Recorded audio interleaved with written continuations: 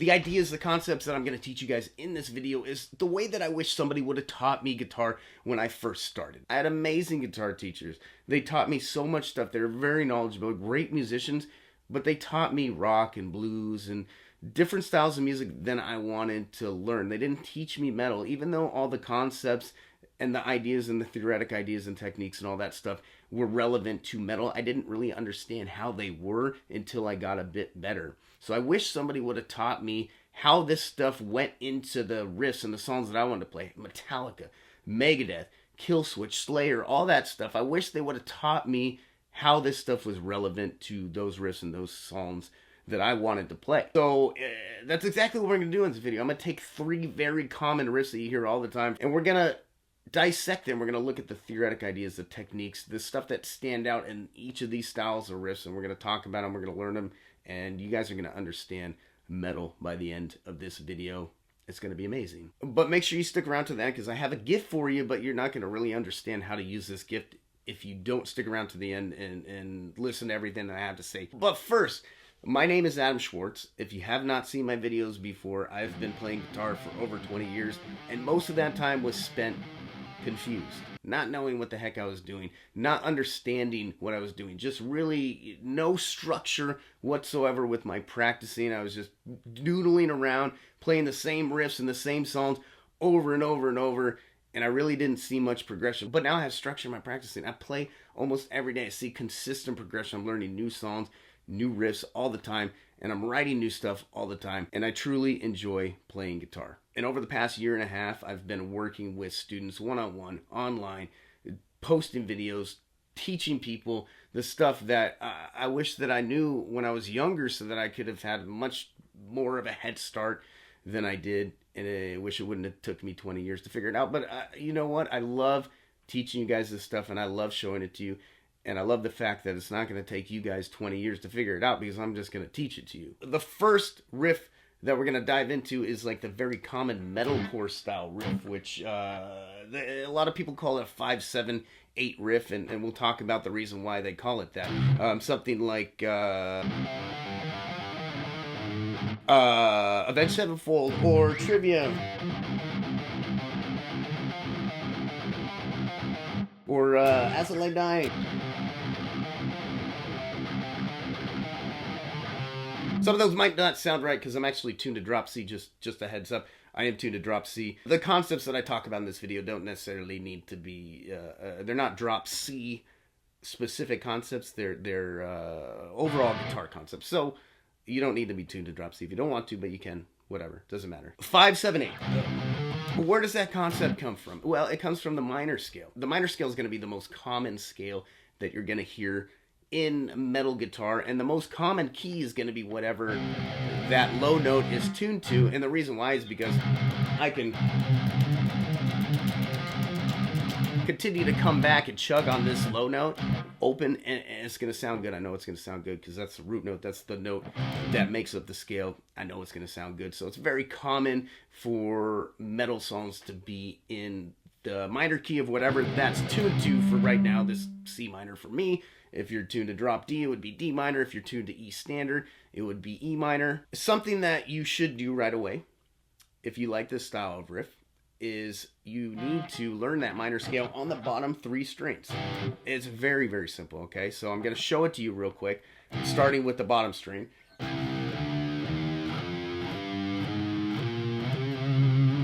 So every scale, this is a diatonic scale, which basically means that there's 7 notes in the scale. A lot of scales have 7 notes. Some scales have 5 notes. Every scale has a scale formula that consists of whole steps and half steps.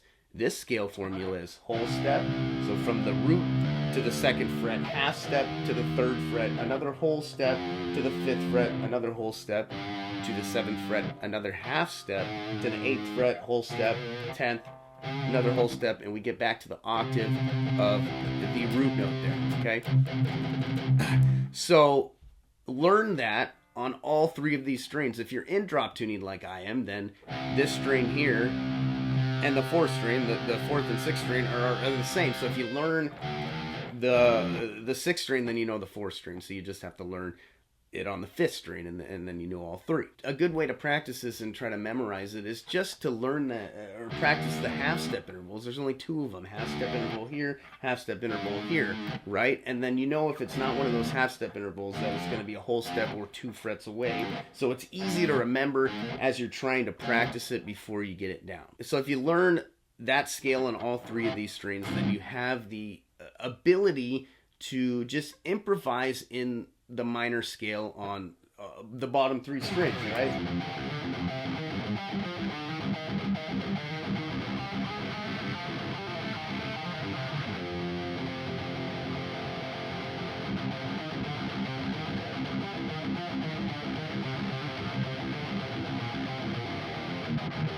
Let's talk technique when it comes to a riff like this. Let's just take a basic little riff like that, just the 8-7-5 back 5-7-8, and then we'll have chugs in between, and we'll go 2 chugs in between all of those notes. Okay, so there's 2 ways that you can pick something like this.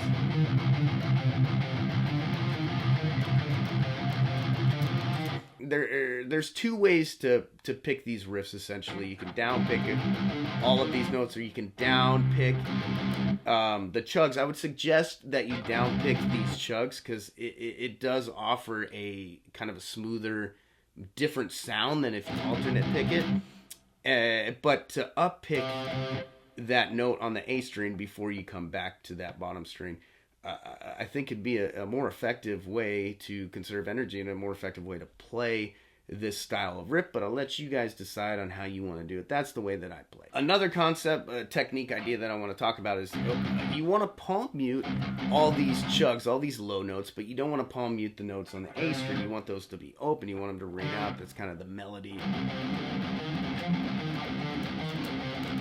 So there's a couple ways that you can go about not palm muting this while you're palm muting this, right? So the first way is as you're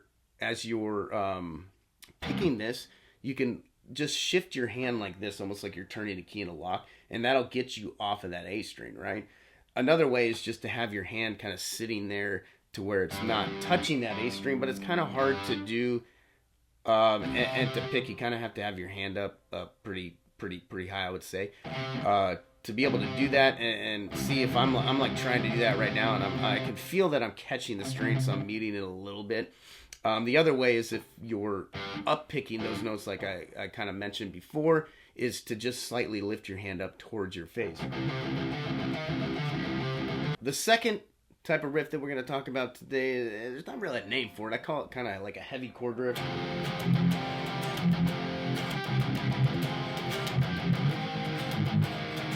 Or also known as like spread triads. A couple cool riffs that I like that incorporate this would be Trivium's Suffocating Sight, the intro to Trivium's Suffocating Sight.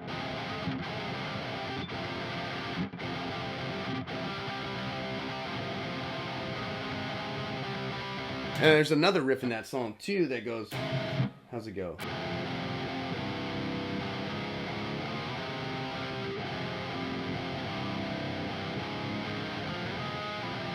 It's a bit of a stretch when you get here. And then another one that actually incorporates string skipping is going to be Kill Switch's Rose of Sharon. It's like the last riff that you hear in that song. It like fades out with this riff.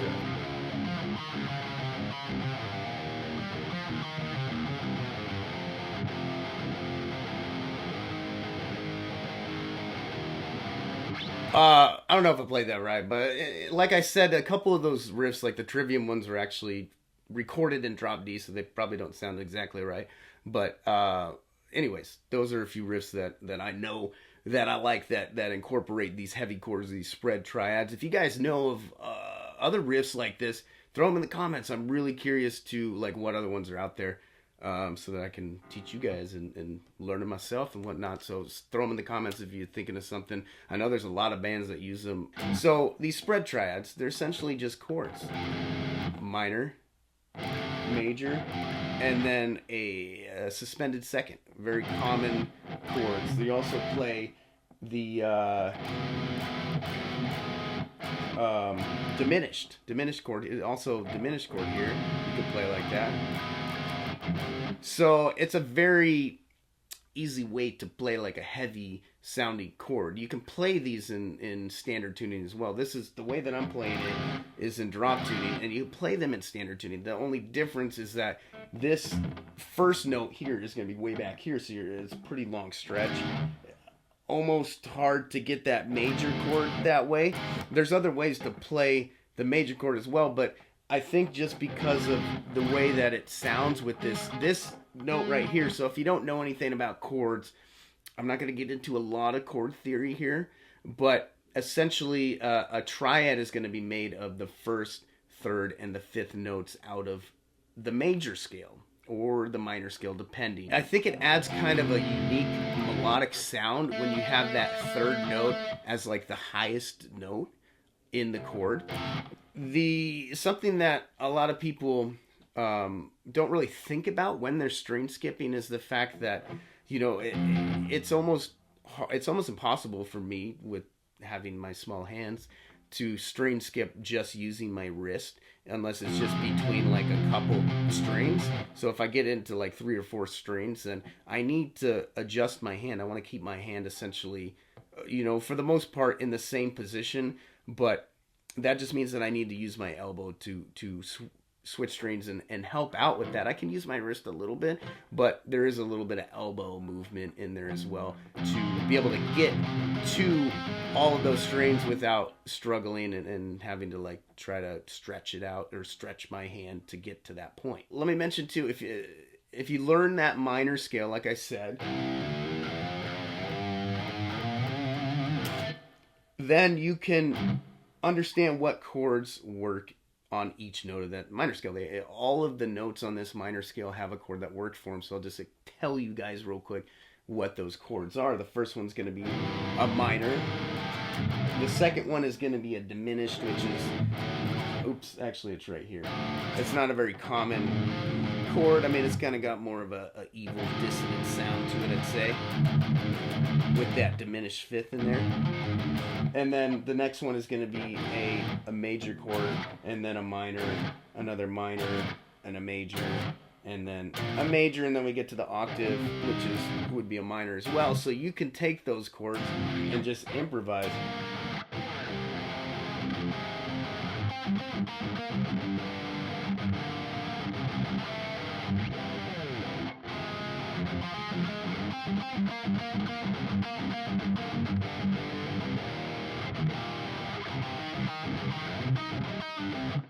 And then the suspended second chord that I showed you, which is basically 1 fret back from that minor, you can really use that suspended second in any of the positions here on any of those chords. And it's kind of a good transition chord. I think it sounds good transitioning from one chord to the next. The last riff that we're going to talk about is essentially, it's just a very aggressive alternate picking style riff, which I call them log riffs. I call them Lamb of God riffing because to me, when I hear a riff like this, I think Lamb of God. I think they do it very, very well. Other bands that have similar riffs like this would be like Slipknot or even Devil Driver, but to me, this is the Lamb of God riff. And it sounds something like this.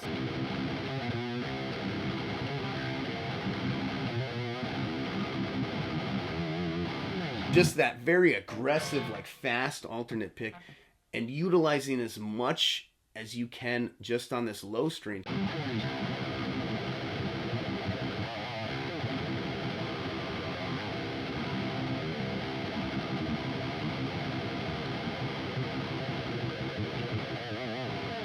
So something that really stands out with a riff like this is intervals. And the reason why is because there's different ways that you can play the same note, right? Because the fretboard essentially just repeats itself. There's only 12 notes in the musical alphabet, so I can play this note here, but I can also play that note right there, right? But for a riff like this, it makes a difference. Like this lower string has a more aggressive sound, And it really makes a difference if you play as much as you can on this low strain for a riff like this. And that's really what Mark Morton from Lamb of God has talked about this before, that's what he does, is he tries to utilize this low strain as much as possible, even if that means he's got to go from here to here versus here to here. Because he could go, or he could do,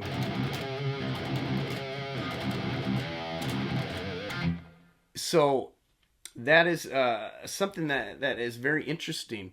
All intervals have a very different sound, so it's kind of cool to experiment with that. Like, find an interval that you want to mess around with, or that you think sounds good, and then just experiment with transitioning from that. There's 12 notes in the musical alphabet. There's 12 intervals. They all have a very unique sound. I would experiment with that, and then also take an interval, let's say, let's just say octave. Let's do octave. So if I'm on the 3rd fret, let's say I want to play an octave.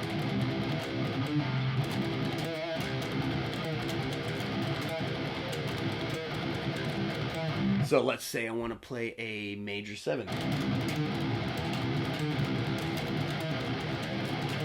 Or a minor 6. And then experiment with that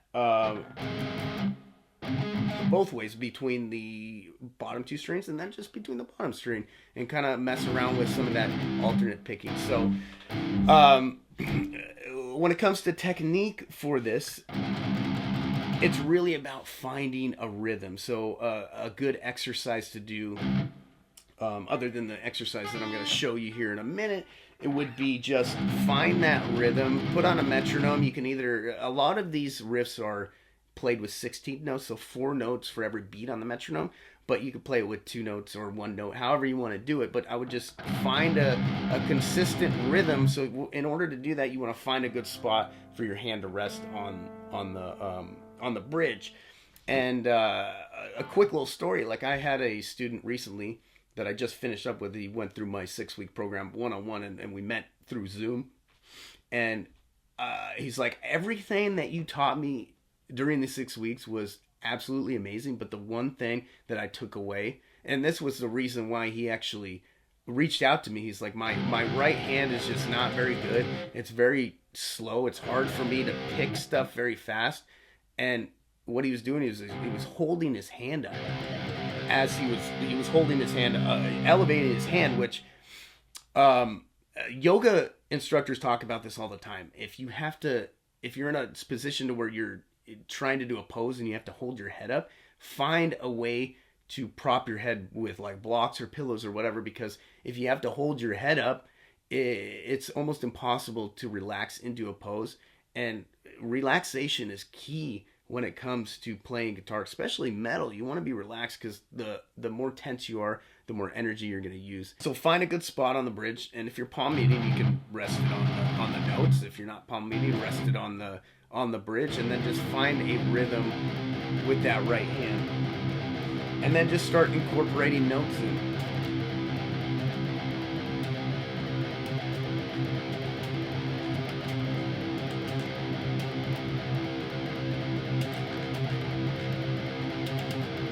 That's all I have to teach you guys in this video. And honestly, the stuff that I'm teaching you guys in this video is super exciting to me, because I wish that somebody would have taught me this stuff when I was younger. And I'm just so excited that I figured it out after years and years and years. And I can share it with you guys, and you guys can benefit from it. It's awesome. And if you guys do remember, I told you guys I'm going to give you a gift, and I'm going to give you a gift. I'm basically giving you an exercise bundle that has exercises based off of all of the ideas that we talked about in this video. And if you do this exercise routine for 2 minutes for each exercise, there's going to be, I think, 6 exercises in it. So it's like 12 minutes a day. Like, you're going to see progression literally immediately. It's going to make a huge difference. Click the link.